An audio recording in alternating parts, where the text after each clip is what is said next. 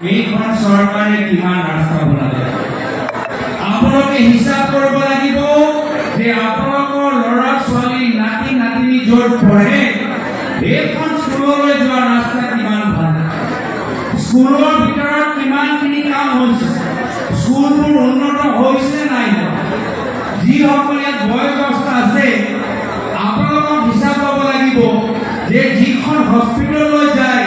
এই হস্পিটেলৰ ভিতৰত ডক্টৰ থাকে নে নাথাকে আপোনালোকক হিচাপ কৰিব লাগিব যে এইখন চৰকাৰ কোটি কোটি টকা খৰচ কৰি এই যে জল জীৱন আঁচনি পাইপ বহালে এই পাইপ যোগেদি পানী ওলাই নে নোলায় আপোনালোকে হিচাপ কৰিব লাগিব যে ঘৰৰ ভিতৰত 24 ঘণ্টা বিজুলী থাকে নে নাথাকে আপোনালোকৰ বিদ্যুতৰ বিল আগতকৈ বেছি বাঢ়িছে নে কমিছে দৰৱৰ দাম বাঢ়িছে নে কমিছে এই কথা আপোনালোকে হিচাপ কৰিব লাগিব আৰু যদি মই ভাবো কি যদি আপোনালোকে চৰকাৰৰ কামৰ হিচাপ লৈ তাৰ পিছত আপোনালোকে নিজে ক'ব যে এইখন চৰকাৰ বিজেপিয়ে কেন্দ্ৰত থকা স্বত্তেও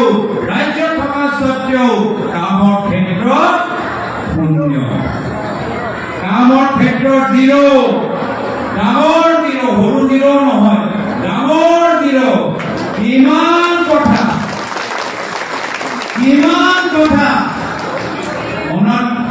মনত আছে নে নাই হিমন্ত বিশ্ব শৰ্মা ডাঙৰীয়া যোৱা বিটিচি ইলেকশ্যনত মাটি দিম এতিয়া মই ঘূৰিবলৈ বিচাৰিছো মাটি পাইছে মাটি ভত্তা পাইছে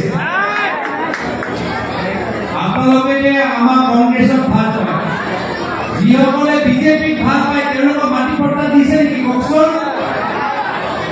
এতিয়া এইখন চৰকাৰ এটা পিছত এটা মিছা কথা কৈ হিমন্ত বিশ্ব শৰ্মা ডাঙৰীয়া মাত্ৰ অসমত নহয় মাত্ৰ ভাৰতৰ ভিতৰত নহয় গোটেই পৃথিৱীত আটাইতকৈ মিছা কথা মানুহজন হ'ল হিমন্ত বিশ্ব শৰ্মা ডাঙৰীয়া